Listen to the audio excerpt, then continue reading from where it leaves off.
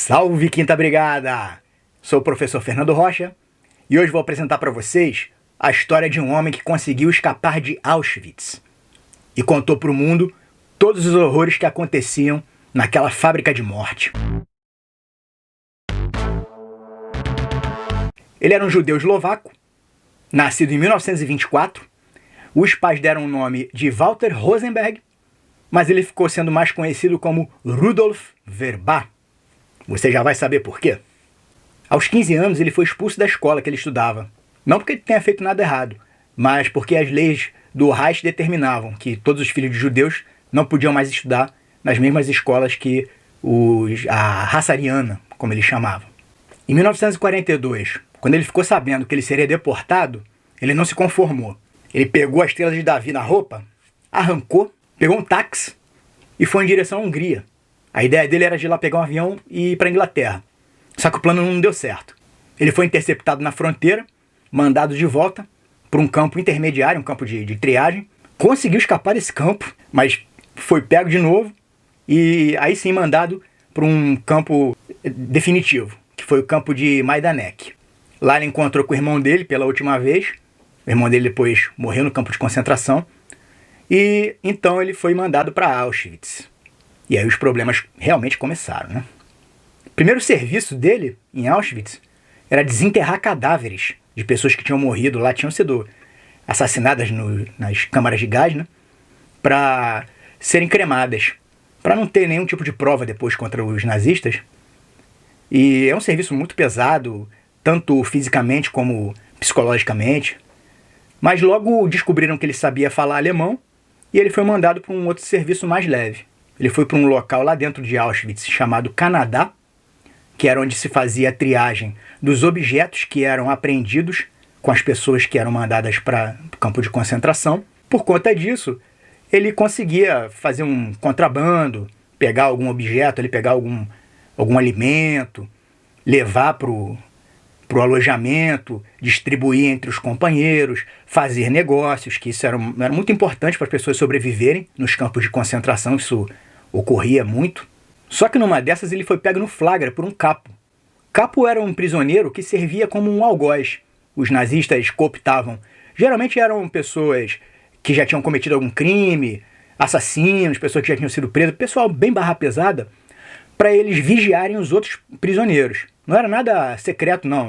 O cara tinha lá um status mesmo de capo. O cara deu uma surra nele.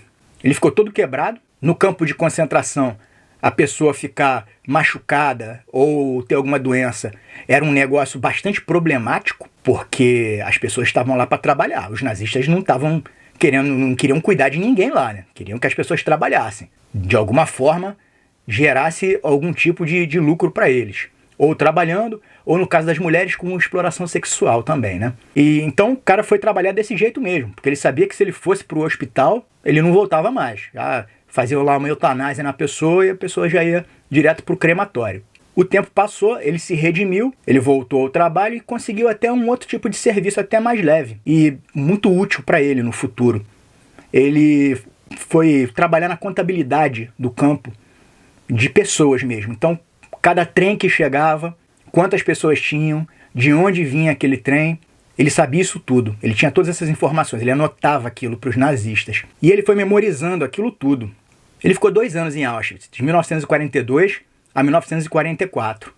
Desde que ele chegou, ele colocou na cabeça que ele não ia ficar ali, que ele ia conseguir fugir. Por mais difícil que fosse, era muito vigiado, aquele perímetro todo de Auschwitz era como um tamanho de uma cidade, maior do que muitas cidades que existem no mundo ainda hoje. Então, durante esses 2 anos, ele observou todo o funcionamento do campo, ele fez amizades, começou a pegar informações. Ele conheceu um outro judeu eslovaco chamado Alfred Wetzler. E eles dois resolveram, vamos bolar um plano e vamos fugir daqui. Contaram com a ajuda de alguns outros prisioneiros de confiança, bolaram o plano. O plano seria o seguinte: ele já tinha percebido que quando ocorria alguma fuga, os guardas ficavam 3 dias procurando. Depois desses 3 dias, os fugitivos eram considerados que já tinham saído ali do perímetro e estavam livres, né? Então, qual seria o plano deles? Ficar escondidos dentro de Auschwitz durante 3 dias. para todas as buscas terminarem e eles poderem aí sim fugir. Só que tinha um problema. Os cachorros, os guardas utilizavam cães farejadores para encontrar pessoas. E aí eles falaram, pô, como é que a gente vai resolver essa situação? Foi um prisioneiro soviético que já tinha conseguido escapar de Auschwitz, só que foi recapturado. E pela experiência dele na guerra, ele sabia um método para enganar os cachorros. Não sei como ele descobriu isso, mas ele falou para os colegas que se eles colocassem em volta do corpo tabaco russo, tinha que ser russo, não podia ser de outro país, não sei porquê também, banhado em gasolina, os cachorros não conseguiam sentir o cheiro da pessoa. E eles fizeram isso. E deu certo o plano. Eles foram para um lugar chamado México, lá dentro de Auschwitz. Eu não sei porque eles colocavam esses nomes de países nas localidades lá dentro. Era um local que estava sendo construído. Então tinha pilhas de madeira. Eles se enfiaram ali dentro daquelas pilhas de madeira, cheio do tabaco russo com gasolina. Ficaram 3 dias ali, esperando as buscas terminarem. Eles disseram que, obviamente, o momento mais tenso foi esse, que colocaram os cachorros ali na área para farejar. Ficaram quietinhos ali, os cachorros não sentiram o cheiro e eles conseguiram se safar. Passados esses 3 dias, findas as buscas, aí sim, eles saíram. 2 semanas depois, eles conseguiram já cruzar a fronteira da Polônia com a Eslováquia, fizeram contato com um movimento judaico de resistência e explicaram a situação toda. Os líderes judaicos separaram os dois, fizeram interrogatórios exaustivos, ficaram ali para ver se a história dos dois batia certinho, viram que a autenticidade do relato e fizeram um relatório de 32 páginas, bem detalhado. Nesse relatório, eles contam tudo o que acontecia no campo, o número de pessoas, porque ele trabalhou naquela contabilidade, memorizou aquilo tudo, então ele sabia exatamente quantos trens tinham chegado, com quantas pessoas, de quais países da Europa. Chegaram até a fazer um rascunho desenhado de onde ficava tudo. Os crematórios, as câmaras de gás, os alojamentos, de onde vinham as ferrovias que chegavam. Então essa informação foi passada para os aliados. E foi solicitado, bombardeia aquilo ali, pelo menos as ferrovias, para impedir que mais pessoas cheguem lá para serem assassinadas. Mas os aliados não fizeram nada, pelos motivos deles. Eles alegaram que não dava para remanejar aviões naquele momento ali, em 1944, né? 2 anos depois que ele entrou. Naquele momento estava ali, era decisivo contra a Alemanha, não podia tirar avião de uma frente para atacar ali. Quer dizer, não fizeram nada. Se tivessem feito, muito menos pessoas poderiam ter morrido em Auschwitz. Outra coisa que ele ficou muito amargurado também foi que as lideranças judaicas não avisaram aos judeus que ainda estavam nos seus países, no caso era a Hungria, que foi o último país a ter uma grande deportação, não avisaram essas pessoas o que acontecia em Auschwitz. Claro, muita gente já desconfiava, mas outras pessoas não sabiam que era a morte certa, achavam que tinha alguma chance de sobrevivência, não a chance mínima, né, que foram pouquíssimos que sobreviveram, comparado com os milhões que morreram lá.